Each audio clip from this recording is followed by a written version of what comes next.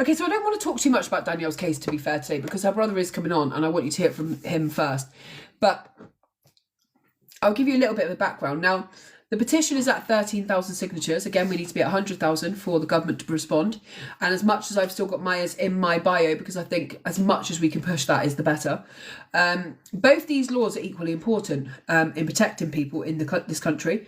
And I back them both fully. However, we have got Maya's to 100,000 now, and we only have Danielle's at 13,398. So I do think it's important that we really push this one right now. Now, this is the petition here. It's the first thing in my bio, and it's called Make It a Crime to Abandon Someone in Immediate Danger Without Seeking Help.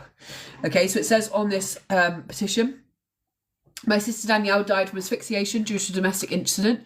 She was locked in a property and died as a result of being alone, and I'll tell you a little bit more about that in a minute. There is currently no law requiring someone to take action when a life is at risk. Basically, you can leave someone to die and it's not a crime because there's no duty of care law in this country. The petition is inspired by Danielle Haggerty's tragic death. Other countries have a duty to rescue law that protect vulnerable people and encourage intervention to save lives. Introducing a similar law in the UK would prevent further tragedies and ensure anyone in immediate danger has somebody who is legally required to help them. Now, so Danielle's law, her brother is on TikTok. He has less than 3,000 followers, which I think is an absolute joke in regards to what he's trying to do. So if everyone go and follow him, I'd be very grateful for that. Yes, calm. So in the case, to tell you Danielle's story a little bit, Danielle was in a domestic abuse relationship, and on the day in question, she was at home. She was in an apartment with the partner, and neighbours could hear them fighting. Then earlier that day, the neighbour went by to see if Danielle was okay. She was talking through the letterbox. She couldn't get out of the property. And she kind of said, look, I'll be okay. The neighbour spoke to the abuser and talked him into leaving the house for a bit to give Danielle a break, not realising he was going to lock her in the property. And then 3 times, you could hear Danielle being thrown down the stairs. Well, he shouted, I'm going to kill you, you twat. And then when they eventually got into the property after he'd left her there for a period of time, Danielle was found dead. She had had a satchel, like a bag, strap wrapped around her neck and then put over the top of the like the stairwell, like the banister, and she was deceased. And he said he knew she was going to kill herself because she told him she was going to kill herself, but he just left her there.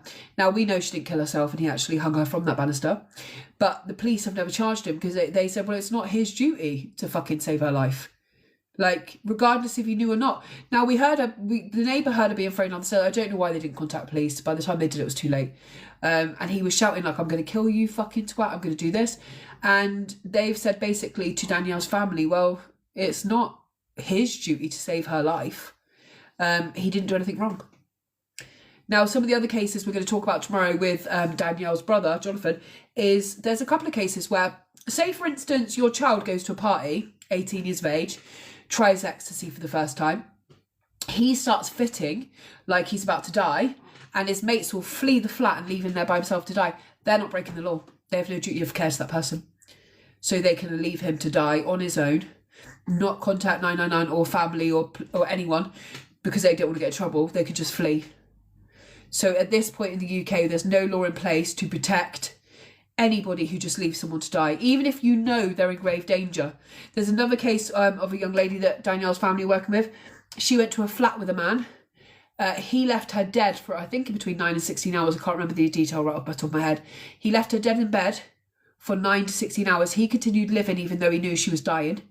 Then he went out, he phoned his mum, he had some food, all of that before they even let the emergency services know. And even his mum knew that she was dead in the bed and did nothing. And then the police just say, well, you know, she took the drugs as well. It's not really their fault. They don't have to save her life. So at this moment in time, there is no duty of care law. And this will affect all of our children. Like, anyone who you're related to, like, they can die.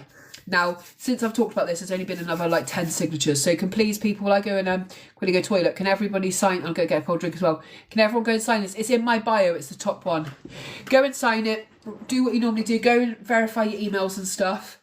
Remember, until this happens to you, a lot of people just won't care. And it can happen to any of us.